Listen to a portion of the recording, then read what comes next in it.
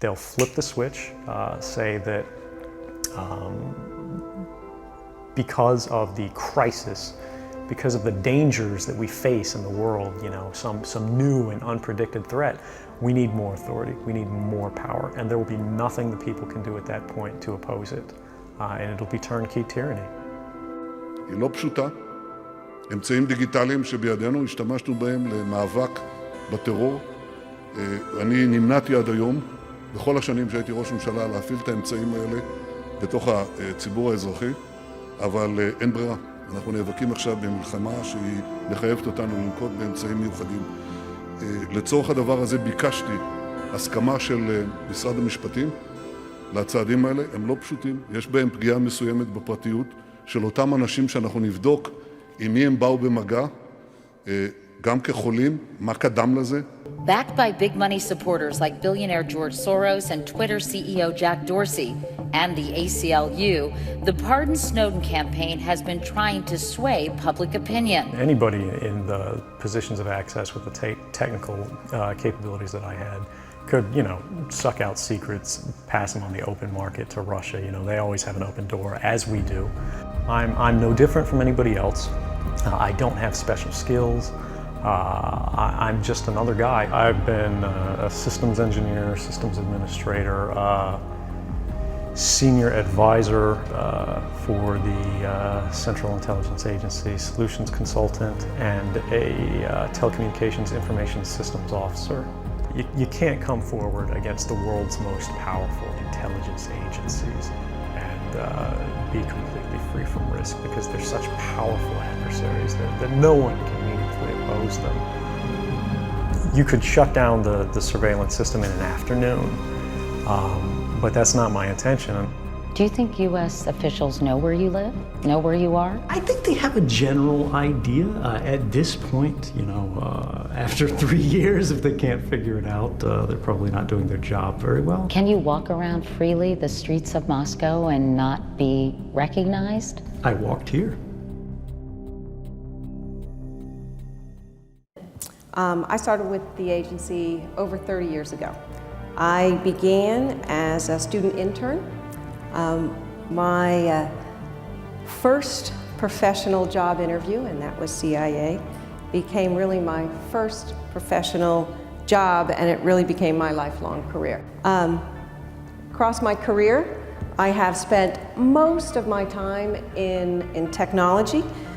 My name's Ed Snowden. I'm 29 years old. I work for Booz Allen Hamilton as an infrastructure analyst for NSA in Hawaii. Hi, my name's Cliché Guevara. I'm a researcher, amateur filmmaker, and thanks to mass gathering laws, an unemployed musician in Hawaii. Hi, I'm Kenny Rogers. Just for shits and giggles, I recently decided to rewatch the film Snowden, the totally not a double agent, close personal friend of Vladimir Putin, Oliver Stone movie about Edward Snowden, who's most definitely a national treasure and certainly not running a limited hangout psyop to slow drip details about the Sauron-like surveillance state and lull us into a new level of learned helplessness. Nothing will change. People will see in the media all of these disclosures. They'll know the lengths that the government is going to grant themselves powers unilaterally to create greater control over American society and global society, but they won't be willing to take the risks necessary to stand up and fight to change things, to force their representatives to actually take a stand in their interests. And the months ahead, the years ahead, it's only going to get worse. Exposure to true information does not matter anymore. A person who was demoralized is unable to assess true information. The facts tell nothing to him.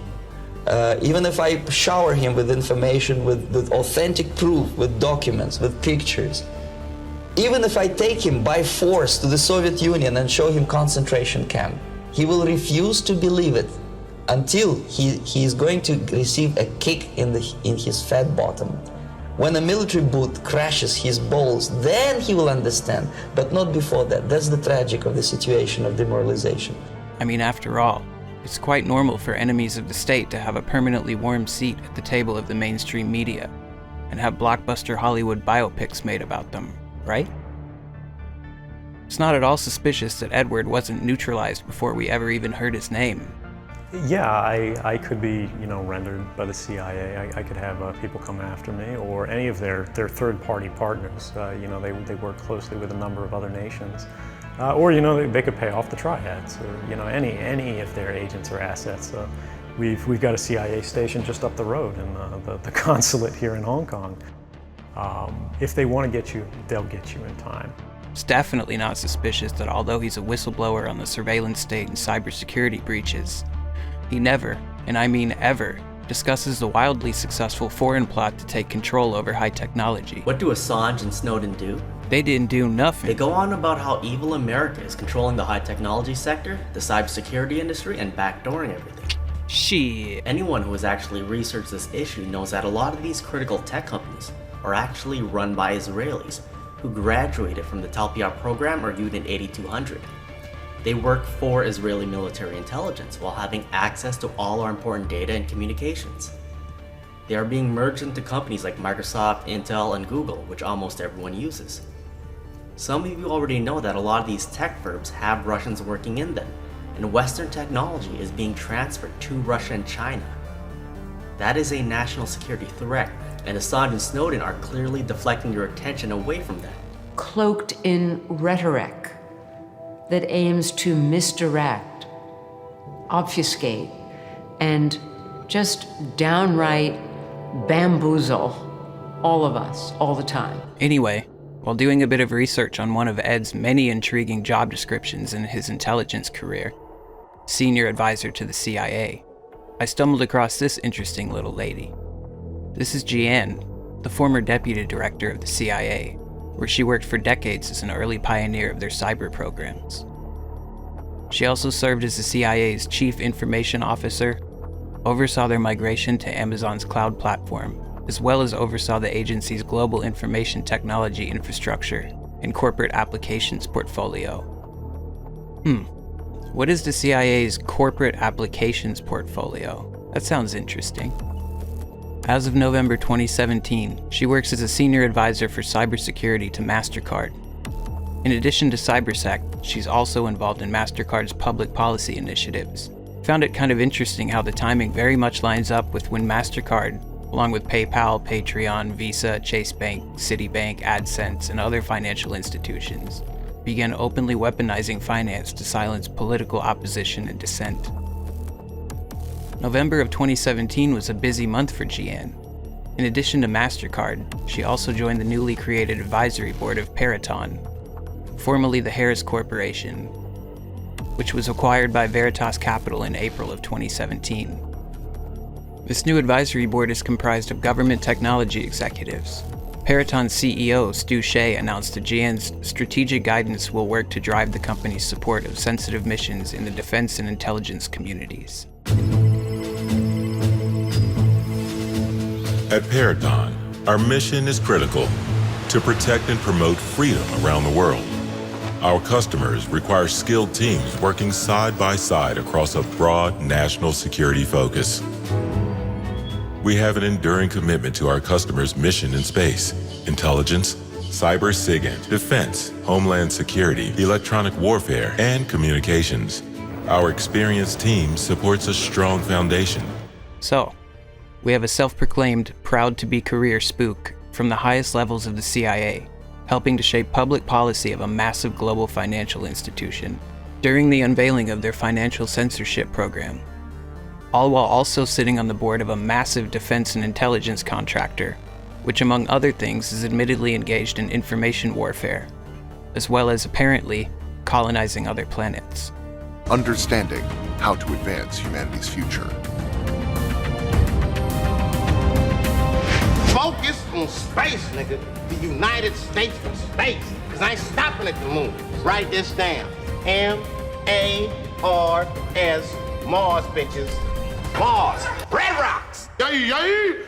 It's amazing what you can learn about in just a few minutes while watching Hollywood propaganda and browsing Google. Seriously, I haven't even properly researched Miss Jan or the link between Mastercard and the agencies. I learned all of this in about 45 minutes by simply clicking through mainstream sources. Imagine what could be dug up in a week. Pokemon Go was invented in Google, incubated there for many years, developed there, led by a man named John Hanke. Mr. Hanke? Howdy ho! Howdy ho, Kyle! Gosh, you're looking swell! And John Hanke invented an operation called Keyhole, which was invested in by the CIA and later purchased by Google and called Google Earth. This was the game of Pokemon Go. This was the real game, the shadow game, getting you into a place where we have predicted that you will be. Pokemon go to the polls. It's almost like these little devices can be used for things other than swiping right, virtue signaling, and having your every move tracked during a pandemic. Speaking of which, this is something that exists. Radiation or RFID NFC exposure, Bluetooth, GPS, EMR, or you just want to go off-grid now and again, you might want to check out this product from Silent Pocket. This is their dual Faraday carry-all, and what it is a leather pouch that you can put your cell phone into or other products that you want to be protected, and you can essentially go off-grid. Now, I'm not blaming Jan for single-handedly inventing financial censorship. Mastercard and friends had already begun trial runs of this behavior at least a decade ago, with organizations like WikiLeaks, which is run by another undisputable hero, Julian Assange. On the 9/11 issue generally,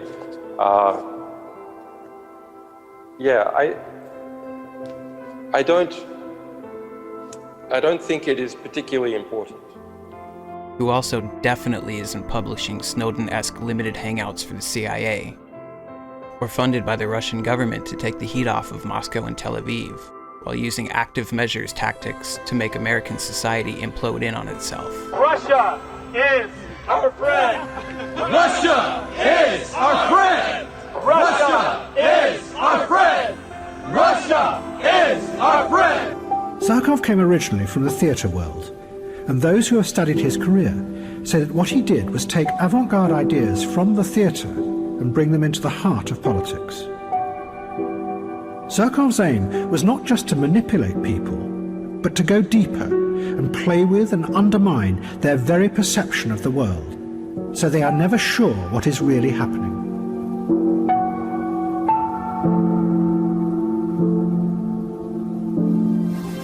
Zarkov turned Russian politics into a bewildering, constantly changing piece of theatre. He used Kremlin money to sponsor all kinds of groups, from mass anti-fascist youth organizations to the very opposite, neo-Nazi skinheads. And liberal human rights groups who then attacked the government. Zarkov even backed whole political parties that were opposed to President Putin. But the key thing was that Zarkov then let it be known that this was what he was doing. Well, Assange is in fact being funded by the Russian government. RT, formerly known as Soviet Russia Today, purchased exclusive first broadcast rights for Assange's show titled The World Tomorrow. RT is owned by the Russian government.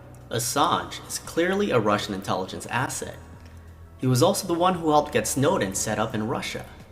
He told Democracy Now!, quote, "Now I thought, and in fact advised Edward Snowden that he would be safest in Moscow." Assange's personal assistant, WikiLeaks employee Sarah Harrison, literally flew with Snowden from Hong Kong to Moscow. There are so many Soviet propagandists and alt media portraying Assange as a hero of free speech, going on about how terrible the West is, and celebrating Putin as a great leader. As a result, that is what so many people in this online community believe. In reality, Assange is actually against free speech. In 2009, WikiLeaks published the BNP membership list to get people fired because of their political views. P.S. I wonder what Eddie would think about me writing the script for this video in Gmail. People at NSA, analysts, can actually watch people's internet communications, watch them draft correspondence, and actually watch their thoughts form as they type. As you write a message, you know, an analyst at the NSA or any other service out there that's using this kind of attack against people can actually see you write sentences and then backspace over your mistakes and then change the words and then kind of pause and think about what you wanted to say and then change it. And it's this extraordinary intrusion, not just into your communications, your finished messages, but your actual drafting process, into the way you think. Potential terrorist, high IQ, white-collar criminal. New computer technology can scan their faces and detect character traits within seconds. Israeli startup Faceception works on the theory that DNA determines personality, which is reflected in our faces. The company's technology draws results within seconds. Seemingly, it's an ideal screening tool in airports or at mass gatherings like Olympic Games.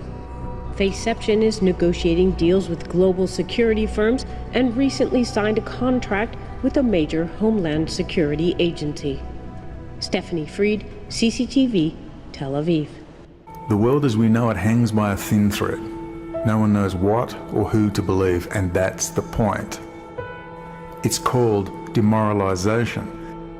Please watch every Yuri Bezmenov video you can find. Endless fake groups of mainstream media and alt media wannabe stars flash on our screens, giving us the good and bad news. Distracting, terrorizing, and making sure no one thinks or makes a plan or leaves their house and talks face to face with anyone. And that 500 million more people could starve to death in just the next few years because of this slowdown. But those are billions that die so that thousands can live. Yes, it's a liberal. Only about 15% of time, money, and manpower is spent on espionage as such. The other 85% is a slow process, which we call either ideological subversion or active measures, активные мероприятия in the language of the KGB, or psychological warfare. What it basically means is to change the perception of reality of every American to such an extent that despite of the abundance of information, no one is able to come to sensible conclusions in the interests of defending themselves, their families, their community, and their country. You cannot get rid of them. They are contaminated. They are programmed to think and react to certain stimuli in a certain pattern. You cannot change their mind, even if you expose them to authentic information, even if you prove that white is white and black is black, you still cannot change the basic perception and the logic of behavior. In other words, these people, the process of demoralization is complete and irreversible.